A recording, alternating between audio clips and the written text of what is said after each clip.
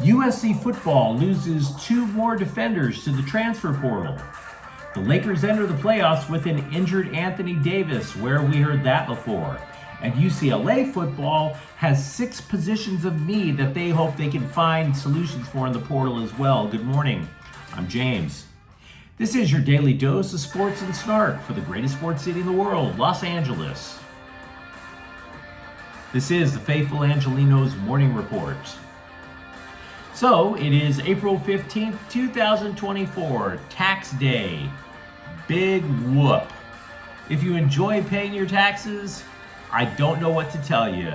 You are way more into paying than I am. And one thing that is not painful, LA sports. Do you like being in the know about LA? Well, if you do, clickety-clack the like button. Clickety-clack the subscribe button. There's a notification bell. Hit that. It lets you know we drop new content. Sharing is caring. Let people know we exist. By all means, comment. But do not tell me about your personal finances. Not interested. Before we go through the news and notes, look at the scoreboard. Slime Diego took out the Dodgers at the pavilion at Dodger Stadium 6-3. Max Muncy hit a 2-run home run. The Dodgers, though, still lead the NL West by 2 games. So, big whoop. The Lakers ended the regular season by defeating New Orleans 124-108. LeBron James had a triple-double, scored 28 points. As a result, the Lakers will be facing New Orleans yet again on Tuesday for the play-in. Lakers win, they go on immediately to the playoffs. We'll talk a little bit more about that in a moment. Houston ended their regular season by smacking the Clippers 116-105. Terrence Mann led the Clippers with 24 points. But to be honest with you, the Clippers, they have bigger fish to fry. They already had their playoff spot and their opponent locked up. The only troubling thing about it is Kawhi Leonard missed his 8th consecutive game with knee inflammation. As for the playoffs, Dallas will go into LA to start the series against the Clippers on Sunday. As for today, Washington's in town to take on the Dodgers at 7. Tyler Glasnow is 3-0 with a 2.25 ERA. Patrick Corbin is 0-2 with an 8.44 ERA. And Minnesota will play the Kings at 6:30. The Kings have a 1-point lead on Vegas for 3rd place in the Pacific Division. But what do you say we get to the news? Isaiah Rakes, a 6'2", 320-pound defensive lineman who came to USC from Texas A&M, has decided to re-enter the transfer portal. He's gone. Same, by the way, for cornerback Traquan Figans, who also will be entering the portal for the 2nd time in his career. He came in from Alabama. Now, all things being equal, all of these things just sound bad. 22 players from USC have entered the transfer portal. The Trojans have only added back 11. Moreover, with regards to Rakes, the LA Times envisioned him as an anchor on the defensive line. Just literally line him up right next to Bear Alexander. And I'm not trying to see the world through cardinal and gold-colored glasses, but I would still say many a Trojan fan should be breathing a sigh of relief right now. For one, talking about Fegans leaving, Lincoln Riley is actually pretty optimistic, pretty bullish on the state of the defensive backs. And as for Rakes, remember, they almost lost Bear Alexander last week as well. I mean, that would have been catastrophic.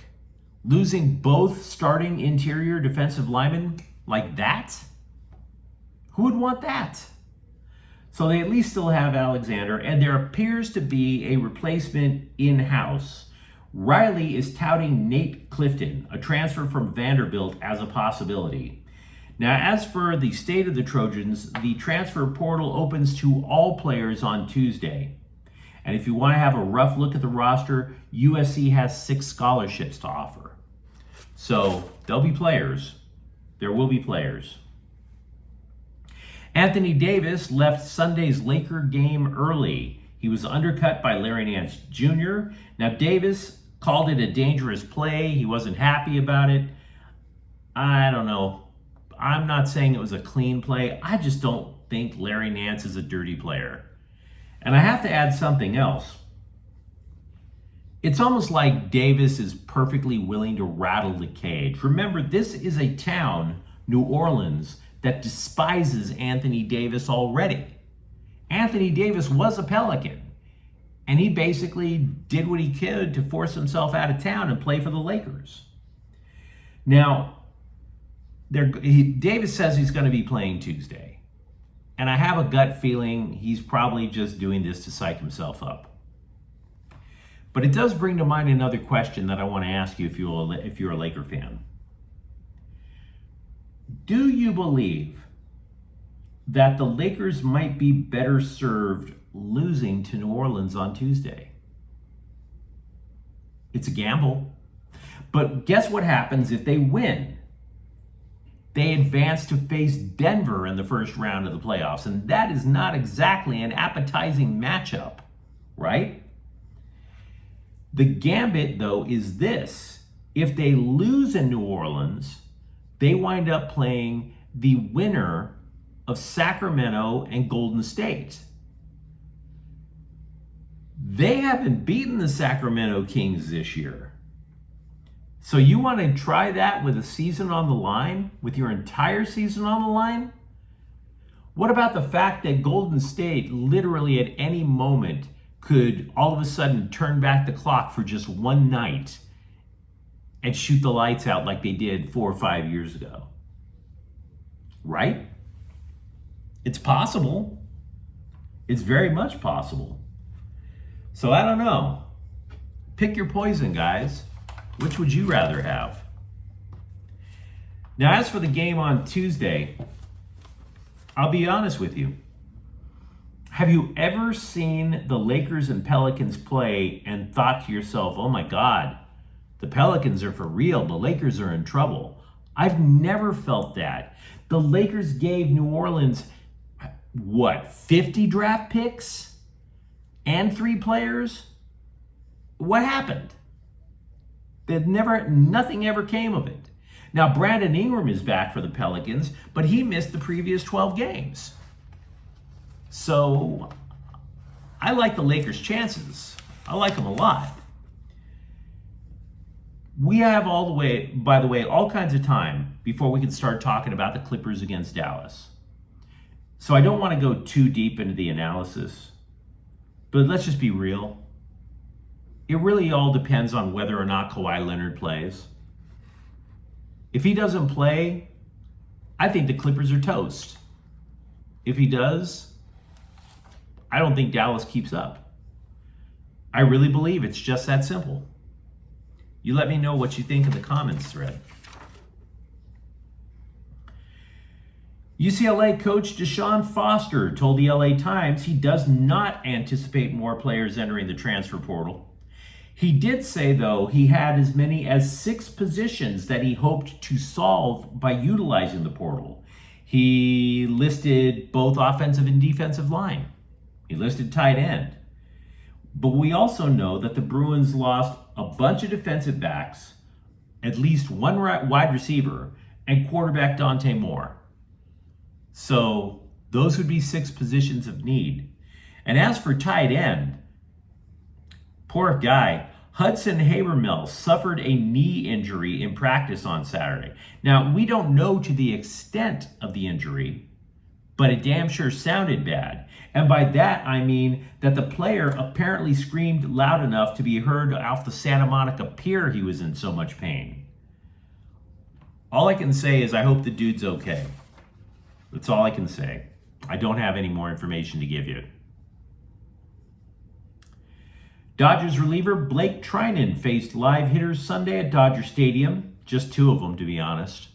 He's scheduled to do that again Thursday, and then if all goes well, he would possibly go on a rehab assignment. UCLA basketball, while not included in the CBS Way Too Early Top 25, was included in the ESPN version of their Way Too Early Top 25. Number 19. To which I would say this is the reason it's called Way Too Early, because I just don't buy it. Look,